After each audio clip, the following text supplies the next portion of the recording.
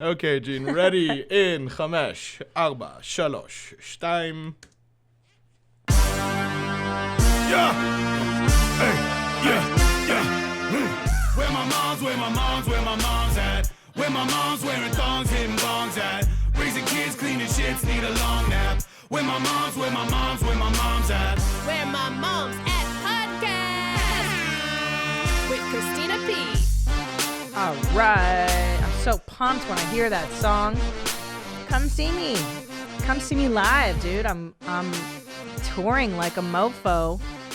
Come see me Valentine's Day weekend at Tampa, Florida at the Improv, the weekend of February 14th and 15th.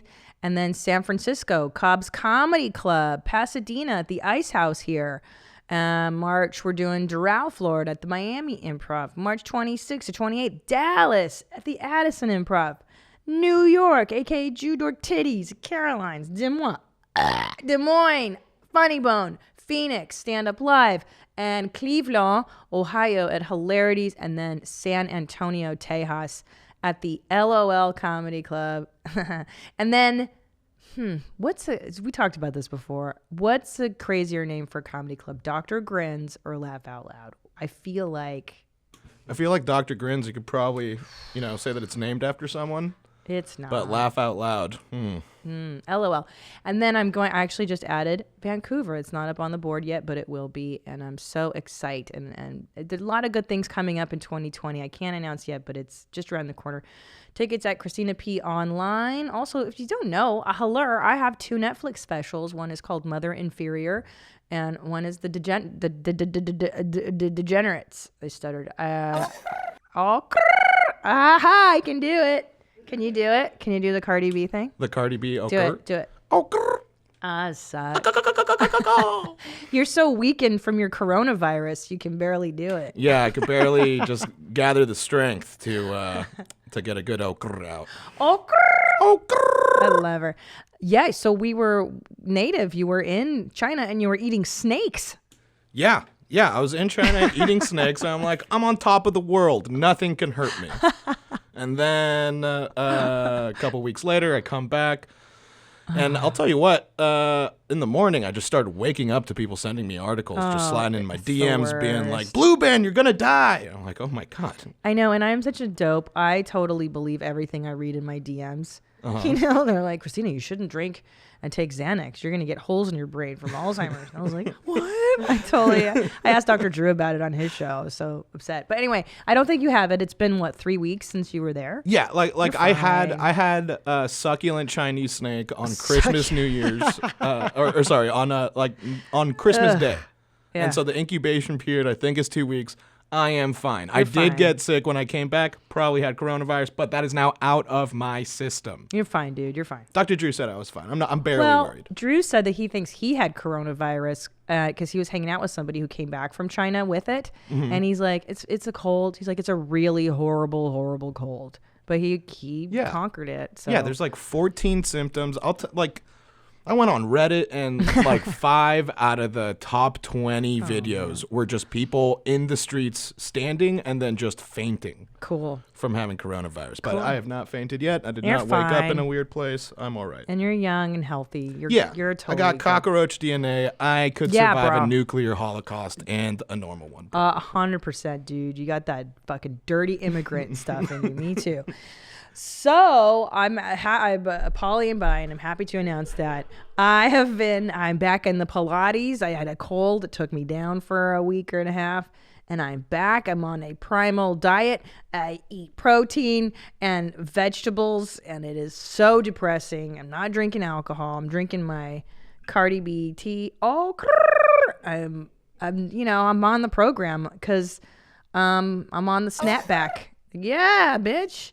You know what I'm saying? I'm going to lose the last of the baby weight. Catch me outside. How about that? That's right, because bitches be snapping back. You know what I'm saying? Bitches be snapping back. You just got to do the snapback. It sucks, but you can't give up the fight. And my motivation is that I have been watching 1,000-Pound Sisters on TLC, the Learning Channel. Go ahead and Google that one, please, Nadab. And my buddy Nakia, who's been on the show, Nakia and I joke that we are like the 1,000-pound sisters because she and I are like, how's your diet? What are you eating? What'd you eat today? You know, we're pretty good about admitting to each other when we blew it and when we haven't. And Are they a combined 1,000 pounds or a K yes. apiece? Yeah, it's so awesome. So Oh my these God. two are actually famous YouTubers apparently too. And combined one of them's only 400. One Oh, of that's them's great. a little meager 400 pounder. And the 600 pound one, see if you can guess which one weighs 600 by the fat deposit in her forehead. Yeah, that's exactly what gave it Yeah. away for me. I think wait, but hold on, this one. Yo, but she's Oh. got a husband. The other one's like the prettier one, and she's got a husband and a life, kind of. Wait, which one's the prettier Right, one? I know. It's a lot. It's a lot. But Oh, Christina, you know- you're fat shaming. Yeah, because this is crazy bad for you. This cannot be healthy. Do not fucking tell me that weighing 400 pounds is okay. It's not okay. It's not. Okay, so sorry. The one on my This left. at least looks symmetrical, Yeah. you know? Well, they're also in Kentucky. Okay. You're not. Okay. Okay. Okay, buddy. All right. So they've decided to go and get the stomach stapling, which is what they all do. But there's always emotional issues underlying the obesity. But my favorite is that they drink sodies. And Some pop? some pop, but it's so the obese sisters are like the doctor's interviewing them and he's like, what have you been eating? Have you been? And she's like, well, I just have one sody a day. And of course, the one sody is like a gallon tub. Google 1,000 pound sisters sody. I mean, if I drank, I don't drink sody. Okay, that's like the one thing I'm. Oh, life sody. Try SODIE. I don't know, but I don't know if they'll show you the amount. It is so gnarly. These poor girls. You know, there's obviously emotional trauma underlying this tremendous need to eat compulsively, and I get it. I would weigh 1,000 pounds easily. I love to drink and I love to eat. It really is my thing. Well, you're not going to find it, but check out 1,000 Pound Sisters on TLC if you really want to feel good about what you weigh and where you're at and how your snapback is going. You know what I'm saying? Okay. So I follow Madonna on the gram, and you know, how old, would you Google how old that bitch is now, Madonna? I'm a huge fan. Look, I'm never going to cast aspersions at the great Madge. Yeah, she's 61. She's 61 now, and there's so much going on with her. The face is it's a lot. There's a lot going on in the face in terms of surgery. Yeah. And then she had her butt done. Great. Okay, this is a picture of her. She's 61 and she has the 25-year-old dancer boyfriend. Good for her. Oh, really? Yeah. Really? She could get it. She's getting it. She is getting it in. Yeah. But I always If you could pull it off, you know? Yeah, but the thing is, like, I get it. 25-year-olds look, but they look like babies. Like when I look at some of the kids that work here, I'm always like, ooh, but you're like children. It's like you feel maternal towards 25-year-olds. Maybe, You know? maybe you do. I do. Yeah, Madonna feels something else towards She feels a 25-year-olds. little. Ugh, I think. But I mean, like, is there someone that you feel bad in this situation? Because I think Ala Malik is loving it. Oh, he's loving it. Yeah, for sure. I think she's taking care of his family.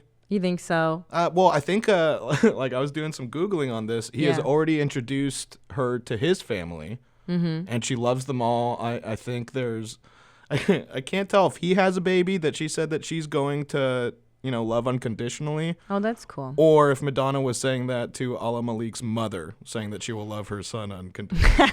I don't remember which one it was. But Yeah. she's going to love something She's gonna love somebody. unconditionally, yeah. I mean, look, I get grossed out when I see 61-year-old men with 25-year-old girls. Like, who's that great guy I follow him on Instagram, Gian Van Lucchi. He's like this playboy, and he's totally useless human being. He's one of these people that has so much money and free time that all he does is exercise and DJ. That's how you know you're really wealthy, when you can go somewhere and DJ. Like Paris Hilton DJs, and like, no, she doesn't. And neither does this guy, Gian Venaluki or whatever his name is. And he's always got some 20-year-old hottie patati on his arm too. And it is so gross because all the comments are like, cool that you hang out with your grandfather. Like, you're so gross. So here they are. So what's going on now? These are the photos on TMZ.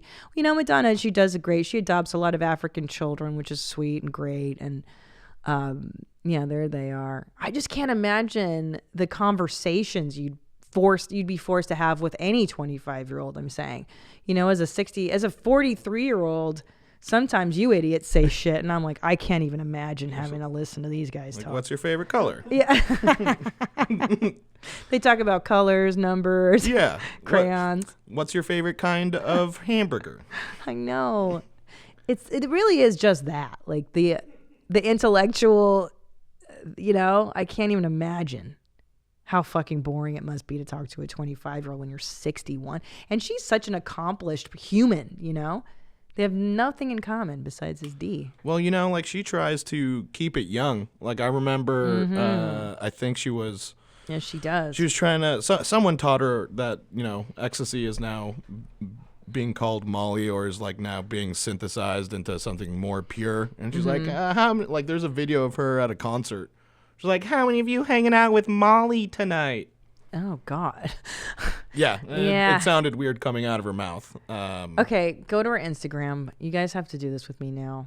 Okay, so I'm obsessed with everybody's Instagram because it's a window into your mental illness, all right? How you present yourself on the gram is what you think of yourself. So I'm on there, and so right now Madonna is touring, and she's got an injury. And I have to tell you, as a performer, I've been a stand-up comedian for, 17 years. It is inevitable that you perform sick, that you perform with a fever at times, that you perform after having just vomited or having diarrhea or whatever. It is part of the gig, okay? That's why not everybody can be a stand-up comedian, okay? Because you do it under great duress. You do it on days when you find out your fucking dog dies. You do it on days when you find out your parent dies.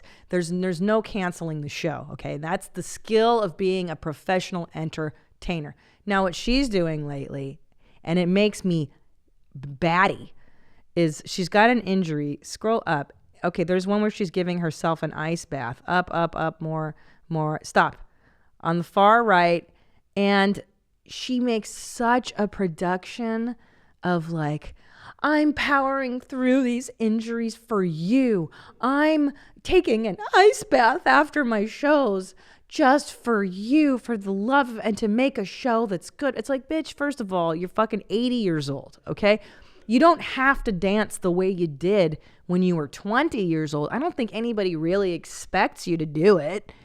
And again, it's your show, asshole. You don't have to do anything. Like, you can stand and sing. You don't need to jump up and down and go up ladders and all that. So here she is in her ice bath. And, you know, it's a bit, and every one of her entourage has to stand around her and admire her as she's in the ice bath. Can you play? I know it's got music, but maybe we could just do the visuals, no dog. Yeah, like that's oh God, I'm getting massaged. And now, you know what I mean? Like it's always drama with her. Like, oh God, here I am getting into, oh, it hurts so much. I'm doing this for you, for the audience. Like, ugh, right? It feels like, bitch, no one's asking you to do this. Stop. You've got millions of dollars. Stop. Do you see what I'm saying, though? Am I out of line here, Nadav? Am I crazy? Hold on, Christina. Do you not go into ice baths after every one of your shows? Right. You don't have to do this to yourself. You know, I guess maybe Madonna has unconditional love for her fans, you know? Is that what this is? For her fans or for her narcissism? Unconditional. Oh, yeah. Look. See, and Allah Malik and there is he in there, too. Yeah, she's got for emotional support. Oh my God. Like this woman can't do anything by herself. You know, there's never a moment where she can't have all eyes on her. It's so, oh God, I'd be so annoyed with her. Like, you know, it's an awesome thing to get adopted by Madonna, but then is it? You have to deal with this nonsense as one of her little kids. You have to watch her take ice baths all the time. Yeah, and she's always making them sing and dance. Yeah, but just like she's always making the kids go with her and perform. And there she is. Now she's telling you. Oh, and she still has the Kabbalah string on her wrist. Oh, yeah. She's still into that nonsense. Good for her. Yeah, she's still into it. So there you go. There's Madonna suffering on her Instagram if you want to follow the ridiculousness. Oh God, I can't. It makes me crazy when performers say, I'm sick, but I'm still doing this. Like, yeah, that's part of the job, dipshit. Not everybody has to know everything, you know. And then she posts these prayers. Oh my God. Like, remember in the Truth or Dare movie where the dancers and her pray before every performance? And then she's still doing that stuff, and they all hold hands and they all pray, and they're so boring. And these are all about people you don't know. Like, you guys are my family. I just want to thank, Roger for his choreography and Rick for the craft services that he provides, and the costume designer who sewed on my button today. Like, listen to this, how boring this is. You're going to kill yourself. Just listen. It'll be my last tour. And I meant it. What? Oh my God. And I said that because Yeah, I'm bored out of my time. Yeah, hurry up, talk, asshole. God, how long do you Christians pray for? That's what I'm saying. It's a 5.5 minutes of this nonsense. Where I come from, we don't take that lightly. Oh, I cannot cry. Can you imagine listening to this? On my plate when my goal was to eat. I can't. I gotta go.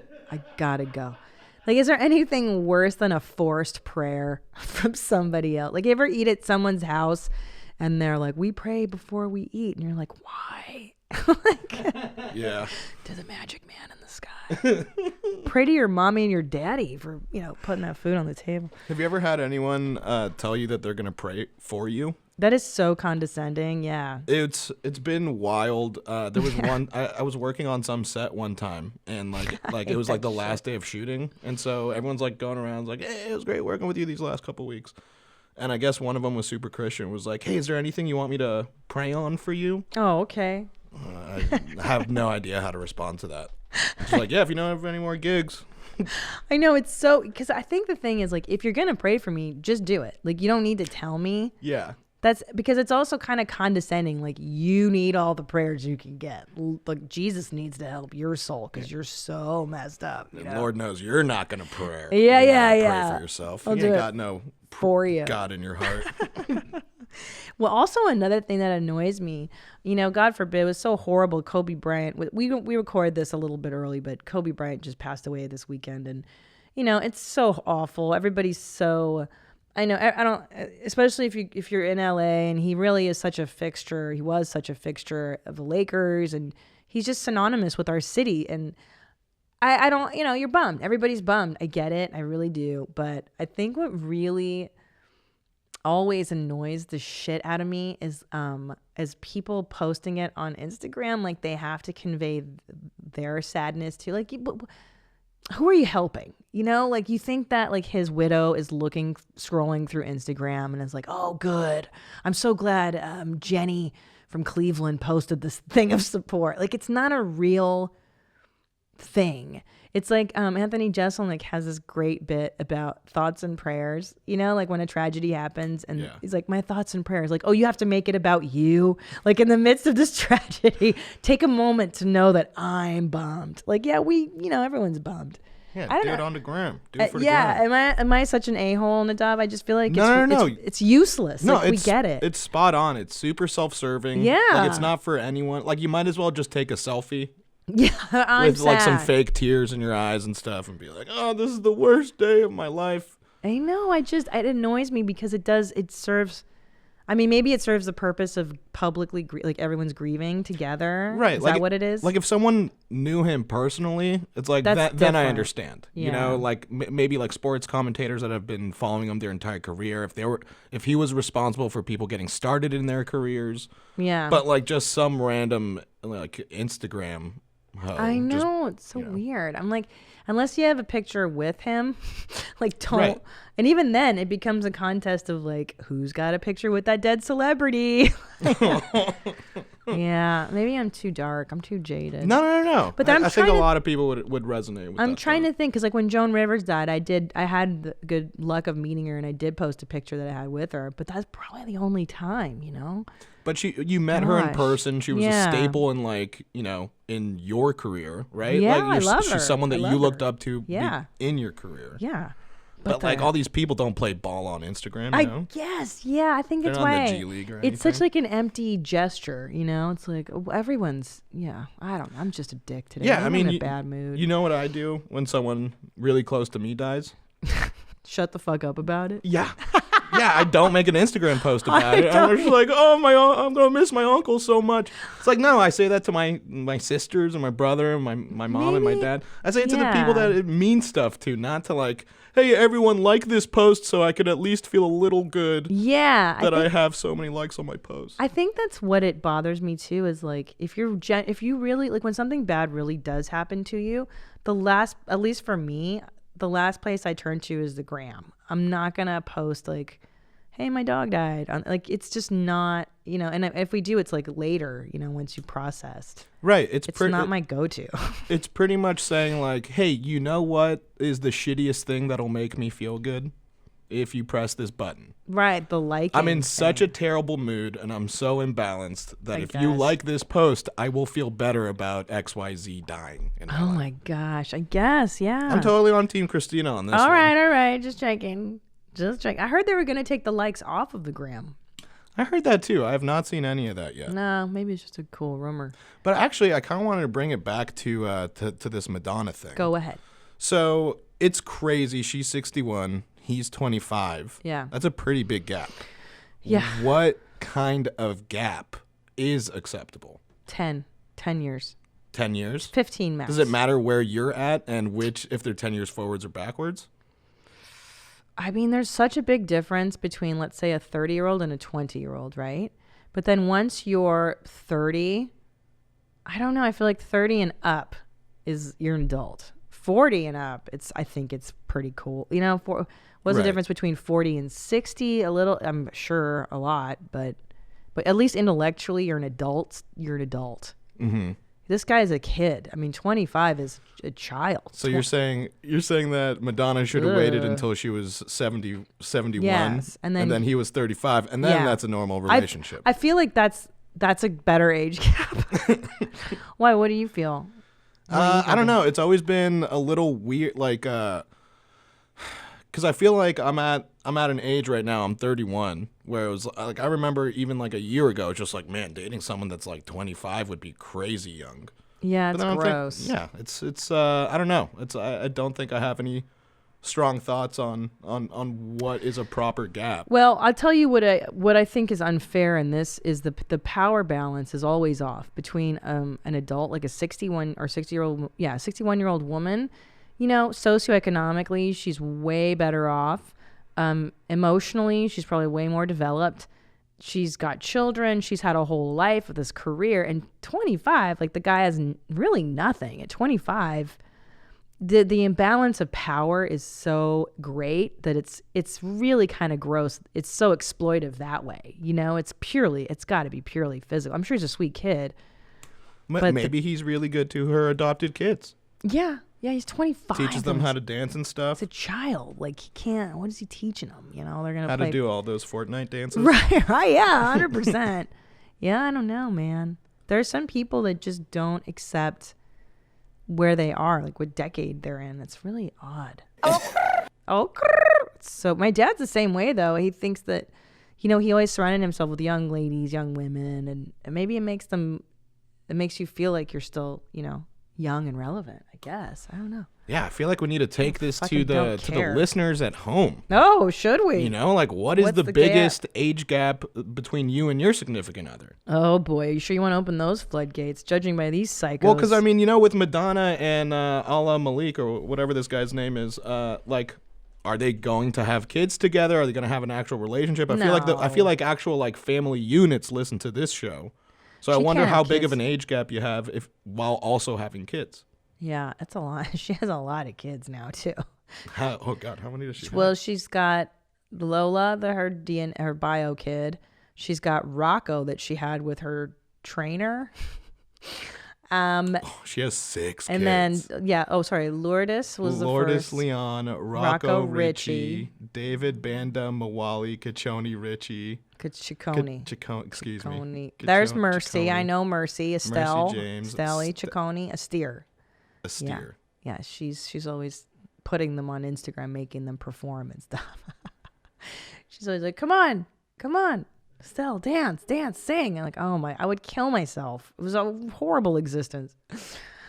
All right. So first of all, I would like to thank everybody that emailed the horrifying accounts of you giving hand jobs, receiving blow jobs on rides at Disneyland. The emails keep coming. Cool Oh, Moms. you're going to die. Hold on. Let me find the latest ones. I mean, like this one just came in today. This one's really, this person worked at Disneyland. Hold on. Banging at Disney, desecrate. I mean, they're everywhere. Oh yeah, I think I Did saw you that one. print It's not just the people. It's not just the patrons going to Disneyland that are giving BJs on the Haunted Mansion. no. It's the people that work there Here, too. here you go. Disneyland BJs. Hey, mommy. So I used to be a cast member at the happiest place on earth, and you'd be surprised. I have given numerous BJs and hand jobs to my boyfriend on our visits, and I'm not the only one. Anytime you're alone in any attraction where no one is watching, you take any opportunity. Okay. And if you think guests are bad, think about the cast members. Not saying they are, but just think about it. Piss on me, beat me, Jasmine. I'm not saying they are, but just think about it. Okay. Well, whatever. The most jizz-soaked place on earth. The jizziest place on earth. McDonald's. Wait, isn't? Oh no, where's the happiest place on earth? It's Disneyland. But what's Yeah, that's McDonald's? Disneyland. What's McDonald's? A billion smiles served. Right? A billion smiles used. And now that gets me into thinking how much inappropriate stuff is happening everywhere then. Like, are people banging at a McDonald's? Absolutely. Yeah. I think more people are banging in McDonald's bathrooms than Disneyland rides.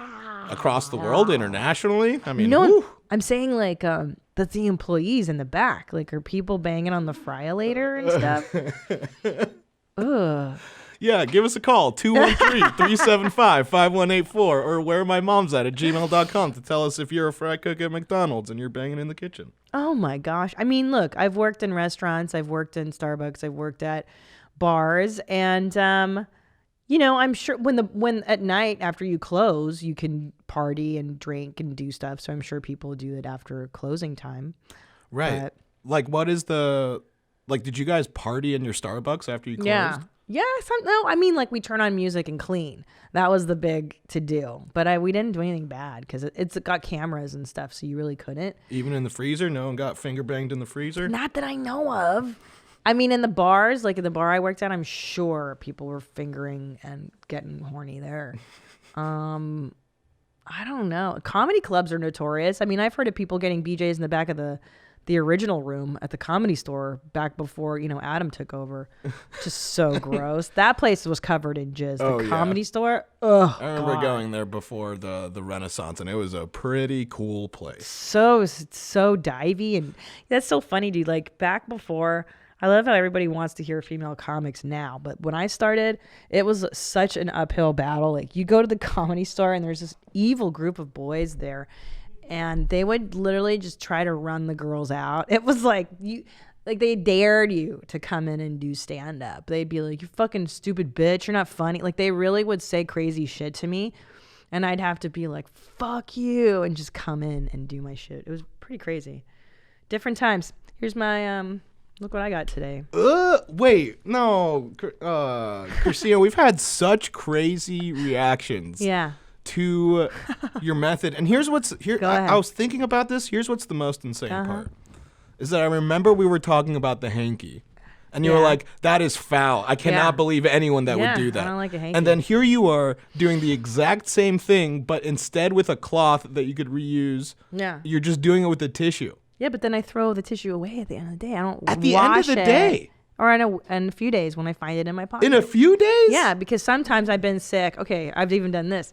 Is that I'll be sick, and then I'll find a used snot rag as I'm walking around. I'll be like, "Oh, rad! Like, I needed a Kleenex," and then I'll use it from a previous sickness. Even I'll be like, "Cool," and then I'll just use it again. Yeah. I think I need to remind you, Christina, that you are now making money. You can have multiple tissues a day. I deserve it. Yeah, you deserve to have a fresh tissue every time you need to blow your nose. Thank you. I don't know. Thank you. I don't know why you needed to hear that, but I think you do need to hear that. Can I tell you what I did? What? First of all, so we're moving in the process of moving, and I've been looking. You take inventory of your belongings, and I was looking at our plates, and everyone is different. Like they're all. Zach, we look like total frat boys. I drink out of mugs. I don't even have one drinking glass in our house. I drink water out of mugs or plastic cups. And all my plates are mismatched and look like shit. So yesterday, like a big girl, I went to Crate and Barrel and I bought big girl 43-year-old woman plates. And I'm so excited. Oh, congratulations. Yes. And I was like, I can't believe. I've been using the same whisk since I was 28. I'm 43. I don't know what the math is. That's how, same whisk and the same egg beater thing. Those don't go bad. Yeah. It's old. It looked shitty and everything's ratty. So anyway, I'm very proud of myself. But I want to show this video. Someone sent in the handkerchief, how to properly use one. This guy looks first of all, let's talk about his gear. This is a total dad. He's got the brown leather belt and then he's got the side patch. What is that, a phone? Holster, the phone holster. Mm-hmm. And then he's got his shirt tucked in. I love this guy. Yeah, this guy is definitely an authority on hankies. Yeah, okay, here he is. The way to use a snot rag is you use the tri-fold method. That way you can blow your nose. Mm-hmm. And then you can fold in and around. Ugh. That way you always have a fresh area. Sure. Then after you do that, you can always go and bring it all the way open, fold it back in. It's a lot. But it's a lot just to get a snot, But then you clean that and you reuse it. Does the bacteria really come out of it? You think this is crazy? Yeah. Okay. It's too much work. You think this is more work? This is more work. It's like a duvet cover that he's using.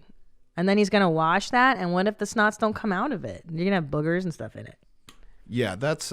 you would do this over a dirty tissue. I wouldn't do any of them. I wouldn't do any... I would rather snot rocket just onto the pavement than reuse a tissue or a hanky. I rather take the risk of it getting on me than to have something in my pocket that I know is going to get reused. I know. I got Nasty as hell. Nasty as hell. How much do you love picking your nose, though? I do love it. It's like my favorite. It's my favorite. Oh, yeah. That reminds me, since we're in the follow-up thing, a lot of what these people... a lot of what people submitted that they think makes them gross is just like, shit, I do all of this. Every day. I agree. That's why I haven't really been into those emails because I'm like, she's like, I pick my earwax. I'm like, and that's every day for me too. Yeah. Like I get pretty advanced with some of my techniques. Like what? So I've been doing this new thing. Oh God. Because I have these Q-tips like just in a cup in my bathroom.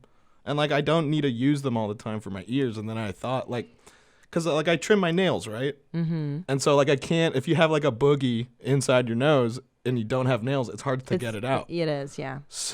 So I realized that if you take one of the Q-tips in your ears, it's so good at getting earwax. I bet it's really good at getting boogies too. Good. I like your thinking. So I keep it shallow, and there's no nose drum to puncture when you're up in there digging. So you stick a Q-tip up in there, and then you just start twisting until it catches. And when it catches, let me tell you, Christina, it feels amazing. That's good. See, that's not bad. That's very hygienic of you. See, it's not bad, but if you saw it, it looks insane. I caught my reflection in the mirror when I did it, and I'm like, this is weird. This looks weird. I know. Yeah. I don't know if anyone else does that, but I have started doing that over the last couple months. I use the Q-tip to clean out my belly button. You do that one? Yeah. Yeah, you kind of have to. Yeah. Do you ever smell what comes out of your belly button? I smell everything that comes out of me almost. I hate that I know that it smells bad, but I still have to smell it. Yeah, of course. And it's rancid. It never smells good. It never surprises me oh wow, I'm glad I smelled that. I've never had that thought after cleaning my belly button. It's so gross. I bet Josh, the cockroach, can top all of us though. What's the grossest thing you do, Josh? Be honest. Your grossest thing that you do privately that nobody really knows about. I mean, I bet I do grosser stuff, but not anywhere near in this fucking realm. I am appalled at all of you right now with your fucking... You act like a woman in the Depression with your tissues, saving them in your pocket. Don't you think the snot gets in your pockets and then on your jeans and stuff like that then? It's the same as the hanky. I don't care. Like, I'm the type... Okay, for instance, like, if I have Cheeto dust on my fingers, like, I just wipe it on my shirt or, like, on my pants. I'm not... Okay, but what's the... Why are you so grossed out by the hanky, then? I don't like the idea of reusing something like that. Like, I don't like to wash it and then bring it back. It's like using diapers that you can reuse again. Like, why? Just throw them out, dude. Do it freshy. Well, yeah, I completely, again, on the same side as you there. But when you apply that logic to tissue, yeah, because it's just laziness. It's just that if I'm sick, I'm tired, and I don't want to get up and get another one. The second I use a tissue, I want it away from my eye line, or I want it in the garbage immediately. Yeah. It can't get into the garbage fast enough. I wish I could just blow my nose into the garbage. See, I kind of like it. Like, when I see the snot in there, I'm like, oh, God, I'm going to vomit. I like to check it out. No. Yeah, you have to look at. No, I don't even want to know I want to know it's out of my nose, and then maybe it's in there. It's like a spider you kill. You put it in there, and you don't look at it. You keep it inside. Really? And then you throw it in the garbage. You have to look at your snot to make sure you're not, like, really sick. Can I tell you one time I blew neon yellow snot? Have you ever blown, like, neon? Hell yeah. Yeah. No, I have no idea. Dude, that once in my life, it came out bright like a highlighter, and I was so sick. You got to look. You got to make sure you're not, like, really infected. Why? What are you going to put it in a microscope? You're going to be able to tell what disease you have from your snot? Go to the doctor. They tell you. It doesn't. You're like, I feel sick. You don't need a snot to tell you. Yeah, you do, because then that's how you know you have to call the doctor and get antibiotics, because otherwise I just power through stuff. I don't go every time I'm sick like a fucking sissy. Okay. Oh, like you go to the doctor, Josh. No, I never go to the doctor. Yeah. I blow the snot in. I go, I'm sick. And then I move on with my day. When's the last time you went to a doctor? I was 24. How old are you now? I just turned 34. Oh my god. Oh my god. What about a dentist? Has that ever happened? I did go to one at 28. Wow. And you haven't had a cavity or any pain or reason to? I haven't felt like I need to. I probably have to, but I haven't had anything where I'm like, this is hurting me or anything like that. That's a long time. So wait, the dentist was 28? Yeah. Wow. Okay. Mm-hmm. That's not Doctor so bad. was a real long time. That's a really bad one. It's scary. You're so gross. You're grosser than me. Oh, HelloFresh. I'm a huge fan of HelloFresh. Why not get the highest quality ingredients delivered to your front door? I love these boxes. The other night we did black bean and poblano flautas. The recipe was so simple and so delicious. Save time and don't stress yourself out. Everything comes perfectly prepped. You can get dinner on the table in 30 minutes or even 20 minutes with the quick recipe options. I mean, think about it. How much time are you spending going to the grocery store? That's over 41 minutes. And then, come on, how much time do you have? Have it sent to the door. You can have low-calorie, vegetarian, family-friendly recipes, which is what I do. I get the family box. Everything is pre-portioned. It's easy and it's delicious. I cannot recommend it enough. They use sustainable products and save time and save money. So try it out.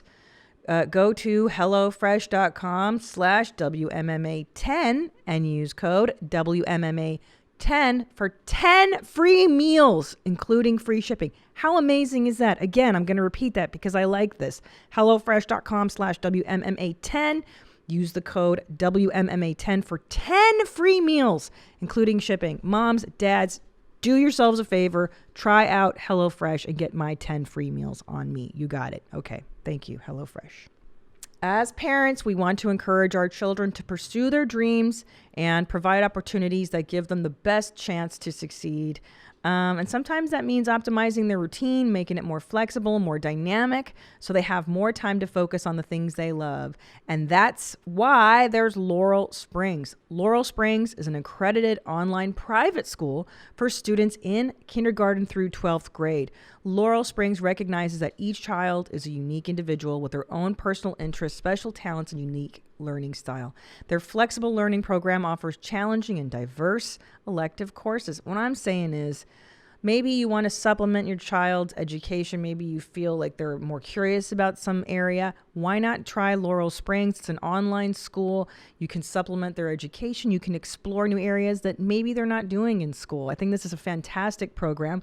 Laurel Springs is accredited by the Western Association of Schools and Colleges and Advanced Ed, which means their transcripts are recognized by colleges and universities worldwide. Why not help your child be smarter, better, faster? So here's the offer. Register your child at laurelsprings.com/WMMA today and receive a waived registration fee. How great is that? A waived registration fee. That's laurelsprings.com/WMMA for your waived registration fee. Laurel, that's LAUREL springs.com/WMMA.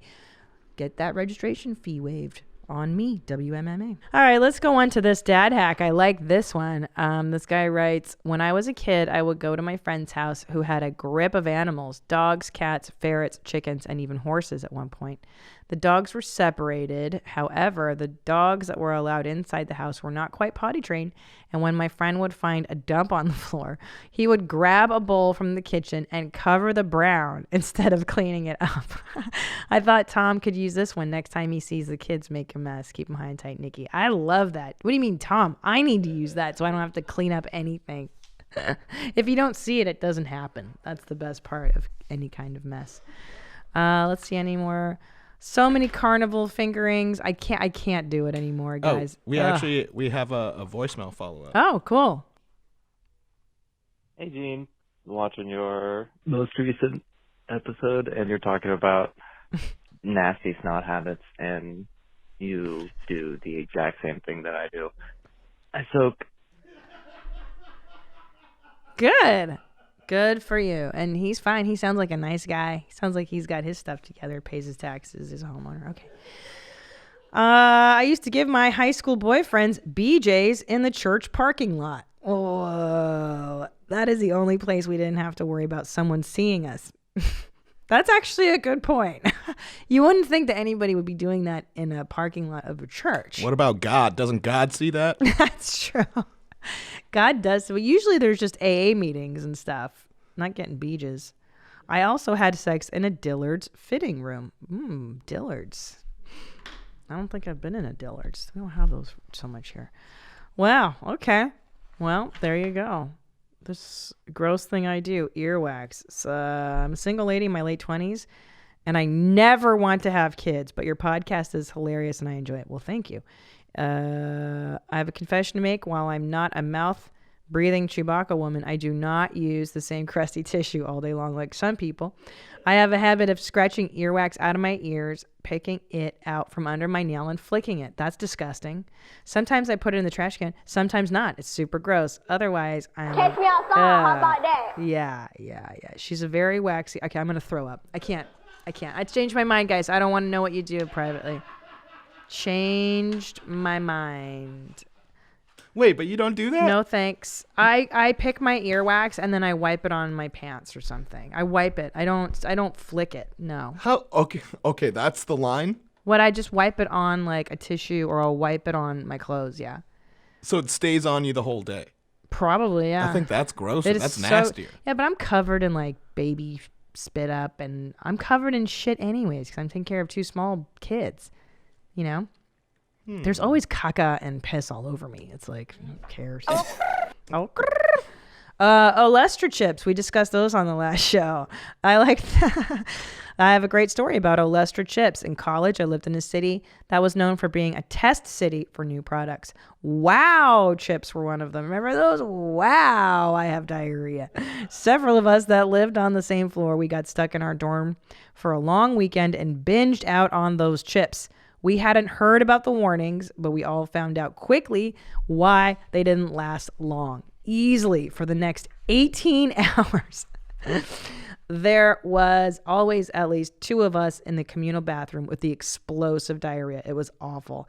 As the article said, I still have phantom stomach pains. Wow. I don't think any of us ever ate them again. Keep high and tight, Melissa. Yeah, you should not eat those again. Wow. They were called wow chips. That's what you say when you take a shit. Wow, this burn's coming out. Thank you, Olestra. Oh, my butt. This is an interesting one. Let's do what would Christina P do. Let's do that one. I got a few there. You got mom questions? CP's got mom answers. What would Christina P do?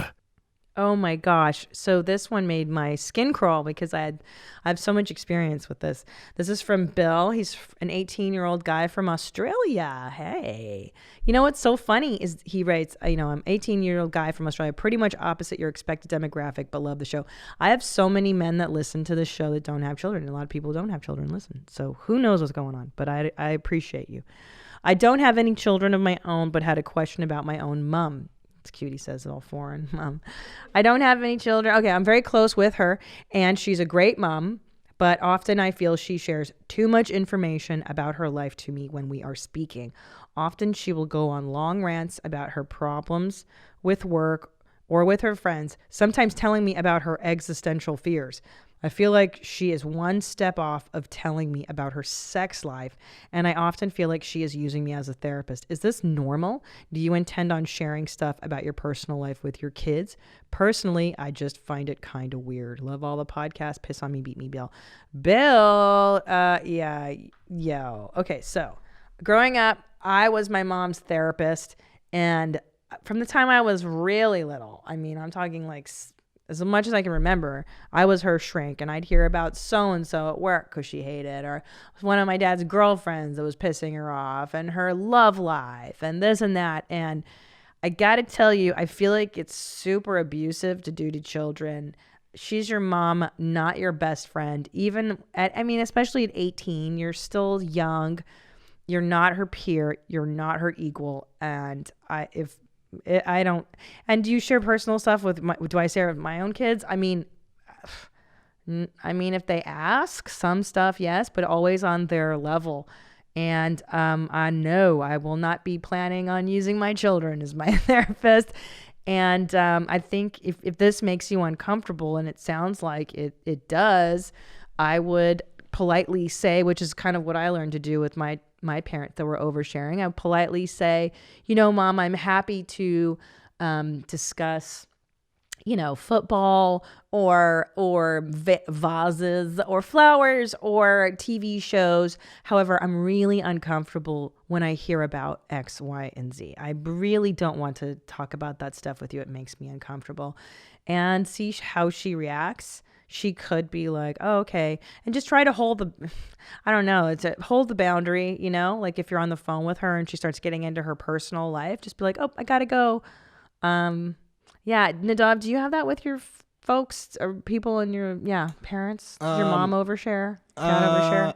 I don't think my mom really overshares. I don't think that my mom's ever said stuff like, ooh, wish I didn't know that about you, but I've definitely had that feeling about my dad. He's an oversharer. Definitely an oversharer. So how do you deal with that? Well, I have this method of dealing. Tell me. Whenever my parents would do something that really irked me, all you really need to do is just explode one time. And then, I call it the nuclear. You just go nuclear the first time. And they're like, ooh, doesn't like that. Yeah. So you just make it known that is not shit that flies with you. Yeah. So you just very aggressively, I don't know what a good example is, but if she's telling you about her sex life, or she's about to. No. So if you feel like it's getting in that direction, just be like, hey, look, I don't need to know what makes you come. You don't need to know what makes me come. Yeah, it's so gross. Give me a minute. Find some friends that you could tell this to, because you got to stop telling me this stuff. Yeah. I remember my dad would even tell me about my mother. He'd be like, your mother was such a beautiful girl. She had nice tits, nice ass. And I'm like, I don't want to hear it. And I would get really mad at him and yell at him too. Like, Dad, it really makes me sick. Stop it. And I also don't think it's appropriate to tell sex jokes. That's gross too. Really, I have shame them. It's gross. I have shame them is great. I agree. Let them know that it's inappropriate. And I have to say, I don't envision a time where I will ever be friends with my children, even when they're adults. And let's say, Ellis and Julian are 40 and I'm hopefully still alive. Wait, I'll be 80.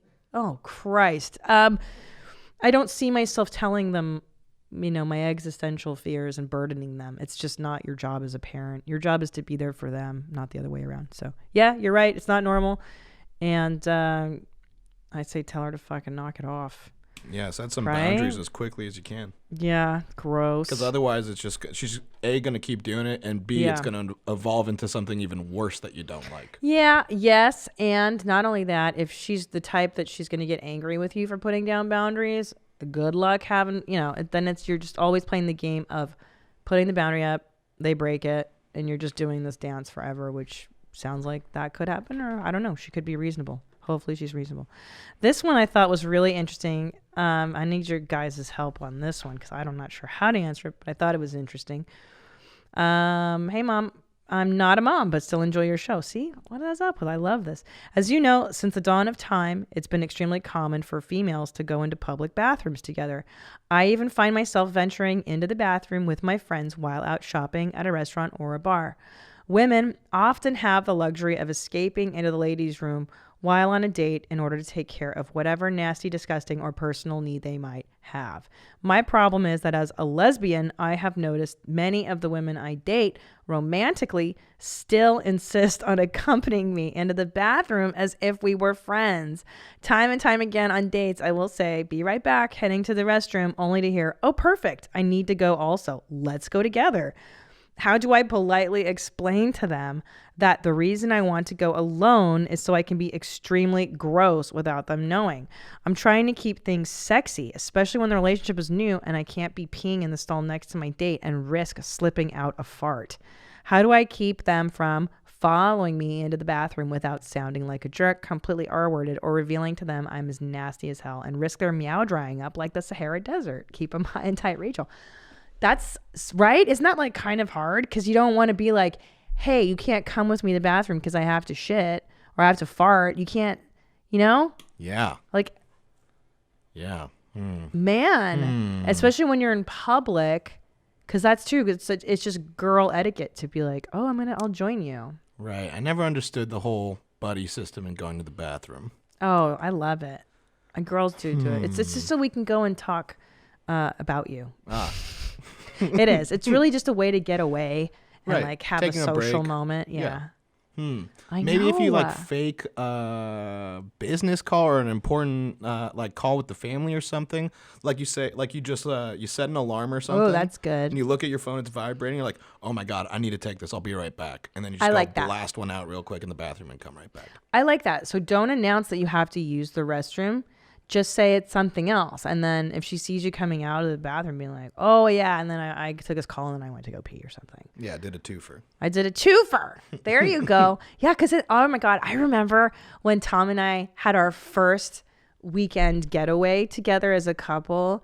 And we stayed at this wonderful hotel. We had no money. I don't even know how this poor guy was affording to wine and dine me. But we went to this hotel. It was our first overnight. And how do you take a dump with the guy you're like just seeing, right? In the hotel when you're staying in the same hotel room together. Yeah, how'd you do that? So here's what I was, oh my God, I remember this. So fuck. So I think, okay, so I would try to sneak down into the lobby and dump in the lobby. And then, and then we would go to dinner. Wait, and then, hold on. Yeah. Did you tell him something came for me in the lobby, or it's just like, hey, I'm gonna go disappear for 20 or 30 minutes? Because you'd have to go downstairs. What floor were you guys on? I don't remember. Probably whatever in a hotel. I'd be like, oh, I forgot my toothbrush. I'm gonna go buy a toothbrush, and then I would go and walk around. Yeah, or I'm gonna go get a newspaper, whatever it was back then. And then so what happened was, the first day I didn't take a dump. It was 2 days we were together.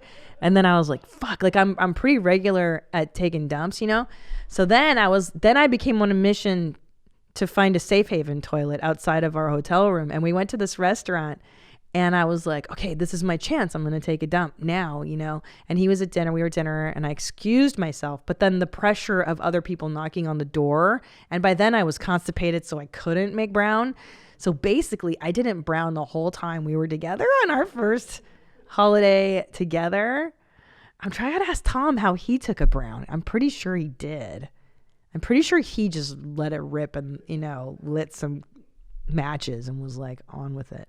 But I was so nervous, you know, you're so nervous in the beginning. You don't want them to know you do any of that stuff. So you didn't brown that first time around. Yeah. When was the time where you let the brown kids open? And by the way, and I remember when he dropped me off at my house after that first romantic weekend, the first thing I did was go take a shit. Well, you know, I mean, the first time that you're like hanging out with someone and, you know, spending the nights, I definitely hold the farts in. You have to. Yeah, to like for the first couple weeks, if not first couple months, like you're holding them in to the point of like stomach discomfort. Where it really hurts. It really hurts, and it's terrible because all you're doing is like eating dinners and hanging out all the time, Right. but you can't fart or dump. It sucks. But it's such sweet relief when they leave, and it's just an orchestra. It's just like, I know. oh my God, I didn't know I could feel this much relief. I know. I'm trying to think because I think Tom and I eventually. So he put my hand in his crotch and farted for the first time during the football game, like in my apartment. How soon into the relationship did that happen? Like month 2. Like it was our second month, third. Yeah, that's pretty good. It was pretty good. And then I think after that we would tell each other a joke like, I got to go look over here or something. Like we came up with a code of like, I got to go see a man about a mule or whatever the saying was. I got to ask Tom about that. Yeah, if you lean into it and turn it into a joke, it becomes less weird. It is less weird because you know, I seriously don't understand these couples who don't say anything though, who are just like, excuse me, or they don't even say excuse me and they just disappear. That's what most people do, I think. Right? That's what normal people, a lot of normal people do. They don't announce it. But I feel like that's deceptive. Well, I mean, yeah. Well, like at a certain point, like I don't announce my farts, but I know that I've definitely like. Do you do the like you lean to one side to try and do like a quiet one? But sometimes it doesn't work, and it's just it's just like whoop, completely mistimed that one, and they look at you, they're like, "What was that?" Like, "Whoa, did you hear that?" And you just pretend you're just in the same boat as them. You're like, "Whoa, what was that?" I didn't hear that. That was my butt. That was my butthole. I was on the elliptical the other day. And my nanny came in with my baby just as I had farted, and the baby was like running towards me. I'm like, oh no, get out of here. It was a rancid fart too. It was a real paint peeler. It was exceptionally stinky. I don't know what I had eaten. But I got to ask Tom about the browns, how we started browning in front of each other. That's a trip down memory lane. And I've got to ask him about when's he going to do his half of the chores. Remember, I wanted to record that and see his reaction. Yeah. Yeah, you need to ask him. I'm going to ask him in the new house. Be like, babe, I think we should put down some new rules for this new house. I think his head would explode. There's no way. My husband, I'll tell you what, I love my husband dearly. I you guys know that I do. I just come to accept the fact that he is not a dish doer. He is not an underwear picker-upper or a laundry folder. He's an outsourcer. You know, we pay the cleaning lady to fold laundry and stuff. He'll never do it. And when we don't have a cleaning lady, he's a mess. He's just a messy guy. That's just his thing. And I've accepted it over the years. Yeah, I hear that. I mean, I'm kind of in the same mentality where it's like, if you start running out of clothes and stuff, my thought isn't, oh, I need to do laundry. It's, oh, I got to really space these clean clothes out. Oh. So I could put off doing laundry for as long as possible. Of course. Are you kidding me? In college, I probably did laundry once a semester or twice a semester. Yeah, my bed sheets maybe got cleaned twice. Yeah, like who has time in college or money? Like I was so broke and stuff. No, I would just buy new underwear. Got a couple of voicemails too for what would Christina P do. Let's do it that. Hey, Hitlers. So not a mom, but I'm an auntie, and there's another one on the way now, and I think the number has grown to 7. So here's my question. Do you expect the aunts and uncles to get presents for every fucking Christmas, Easter, Halloween, birthday. Like, I am struggling to stay on top of this, and I also just feel like my contributions aren't necessarily even that valuable because, you know, you've got enough shit lying around. It's really confusing. I don't want to be resented by my siblings. I don't want my nieces and nephews to feel like I don't love them, but also they can't remember shit under 5. So I don't really understand what my role in this is. So what do you think? Gotcha. I'm curious to hear your opinion. You're precious. Keep those jeans high and tight. Love you, Mommy. Thanks, Jean. Got you. Okay, so basically you're asking what, as an auntie, are you obligated to buy gifts for? What holidays? I'm going to go for the majors, okay? And there's 2 majors in the kids world. You got Christmas and a birthday. As far as I'm concerned, you are obligated to buy people gifts on only those 2 holidays. Everything else is optional and fun. Easter, I mean, bring a little chocolate. That's all you need, right? Just a little bunny or some crap. But even so, big deal. What other holidays are there to buy people for? Valentine's? No, it's a bullshit holiday. There's Hanukkah. Hanukkah? Yes, Hanukkah. If you celebrate that, But I mean, would that's go also Hanukkah. a chocolate thing, you know? I feel like Hanukkah and Easter have the same level of gift, where it's just just stop by a Walgreens and pick up whatever chocolate they have. Yeah, so if you're an auntie or an uncle, you're obligated the Christmas, Hanukkah thing, and a birthday. And if you forget the birthday, you are a piece of garbage. That is just mandatory, right? Wouldn't you agree? A birthday is the biggest. And Christmas. Yeah, I mean, if they're under 5. I mean, I just went up north for my niece and nephew, and when I got up there... Oh, yeah, you did. Yeah, when I got up there, my sister, who is the mother of my niece and nephew, she starts making the cake. I'm like, oh shit, is it my niece's birthday this weekend? She's like, it's next weekend. But normally what I do is I try and do a thing where I stop by and I pick each of them a present before I do it, so that whenever they see me, they get a gift, and it's like some $5 or $10 thing. That's really nice. So I just forgot to do it this time just because I didn't have time to pick up a gift. But that's sweet. I don't think you need to like send a gift, especially if they're super young. But like every time, like if you see them once a year, get them something small and cheap when you see them, because they don't care about expensive gifts. No, they don't know what the difference is. Yeah, you could get a jar of the like here's one thing you could do is, like, I know in some of these toy stores you could get like a jar, like a huge, like 1-gallon jar of like animals or something. Yeah, they love that. Yeah, just get the jar and then slow bleed that jar for a couple of years. It's like $15-$20, yeah. Jar. You know what's a great place to get stuff for kids too is like the 99-cent store. You get like a fake makeup kit, or get them a sheet of bubble wrap. Yeah, they love that. Kids like the get them a shit. big cardboard box. They love that shit. Kids love cardboard boxes. Yeah, scissors. They love scissors and hoses. I'm gonna read this one. Here's another one from Mumstralia. I grew up very poor due to my mom and stepdad spending every last cent on alcohol and drugs. We were even homeless 3 or 4 times because of this. Oh my gosh. Now, as an adult, I still live like I am poor, buying the cheapest of anything, reusing things that aren't supposed to be reusable, and not letting anything go to waste. Though some of these are positive, I also force myself to suffer through things that I don't need to, like not turning on the air conditioning when it's unbearably hot. My partner and I are comfortable financially, so it shouldn't be an issue. But I can't turn off the voice inside my head that tells me to continue to suffer. My partner grew up in a normal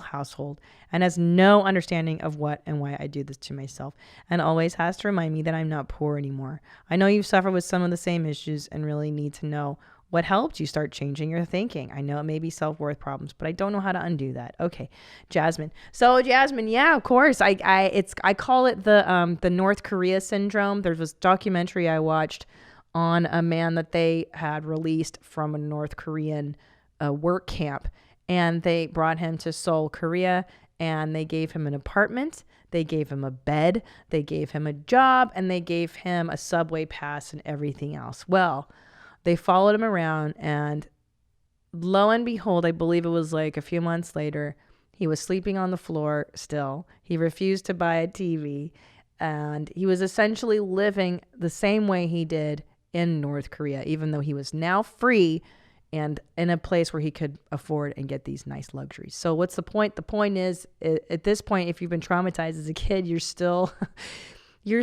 in that mentality, right? You're still traumatized. So your brain really only knows one way of operating, which is suffering and duress and to be in anxiety. And literally it creates grooves in your brain, that trauma. So you're always in suffering. So I always tell people, just get your ass into therapy and start noticing how you're essentially punishing yourself.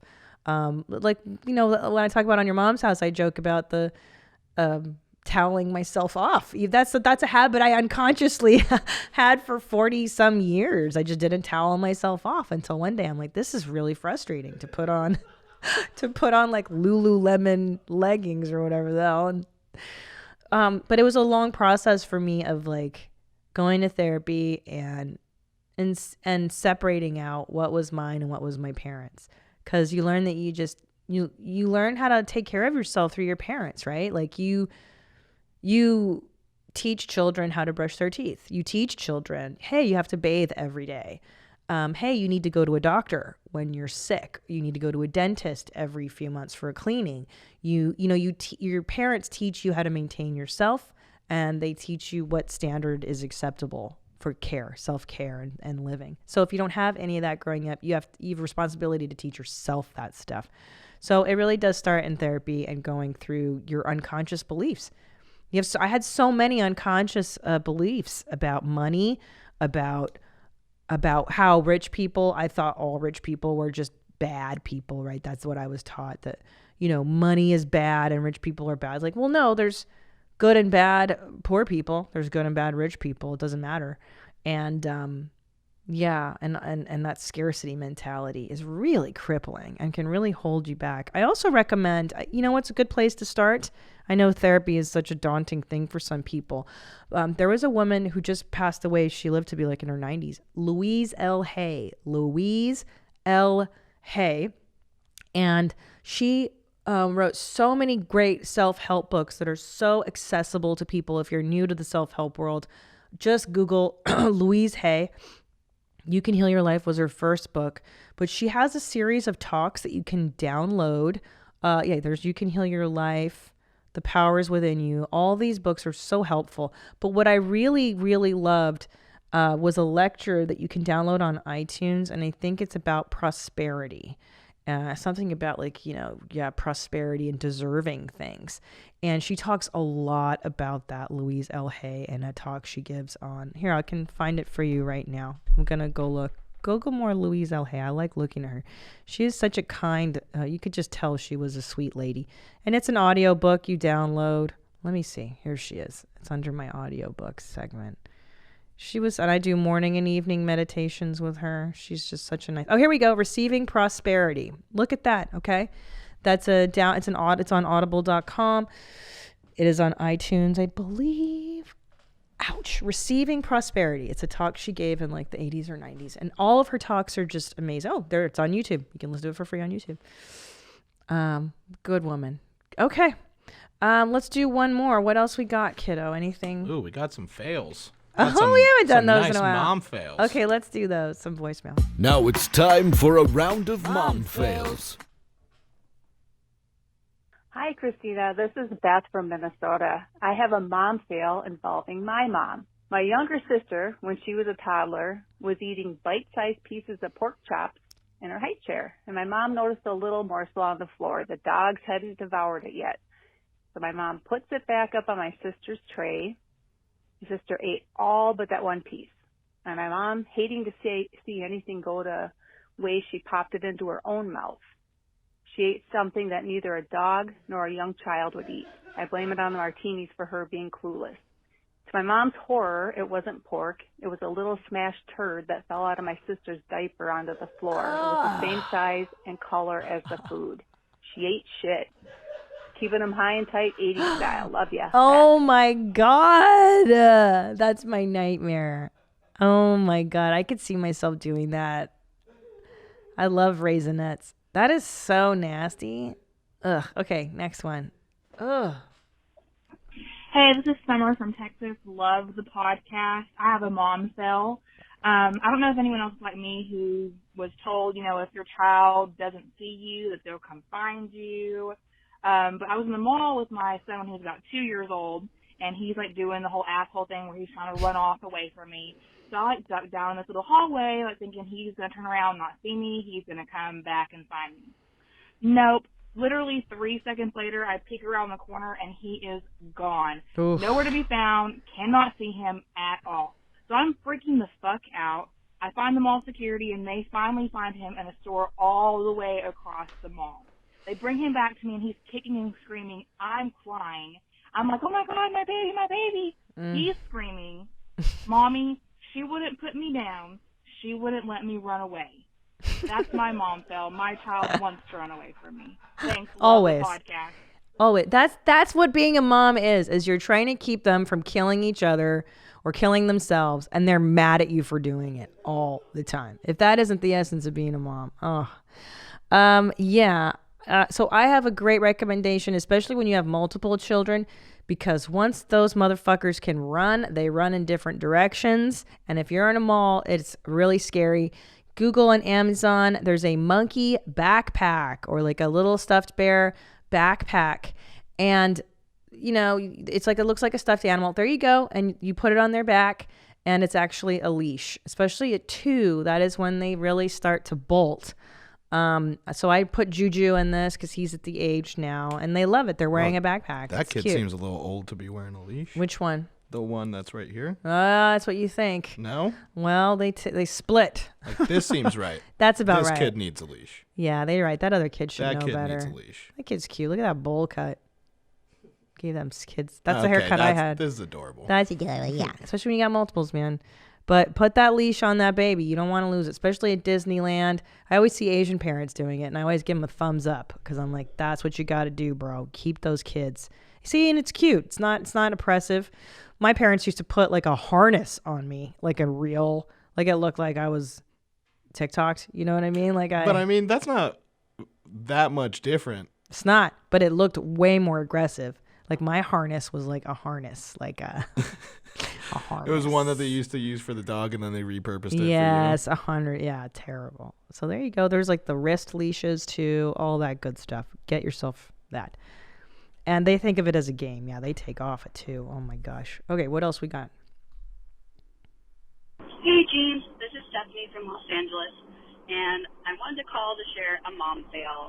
So I have a 7-month-old son, and I took him to Trader Joe's the other week, and for the first time, I put him in the shopping cart. I had one of those fancy little covers so that he didn't have to touch all the germs. And he did really great, but towards the end of the trip, he started to get a little antsy. And so when I checked out from the cashier, I handed him my receipt to play with. And he was having the best time. And when I put him in the car, I decided that I would let him hang on to the receipt. And then about 2 seconds after I started driving, I thought, that was maybe a bad idea. So I reached back to take it back, but he had a pacifier in. So I thought, okay, no problem. He's not going to eat it. Well, when I went to take him out of the car, he didn't have a pacifier in, and I noticed a wad of white paper in his mouth, which I promptly removed. But then I didn't get away with it because my husband said when he changed his diaper the next day that he actually had white paper in his poop. So that's my mom fail. Christine, love you. Bye.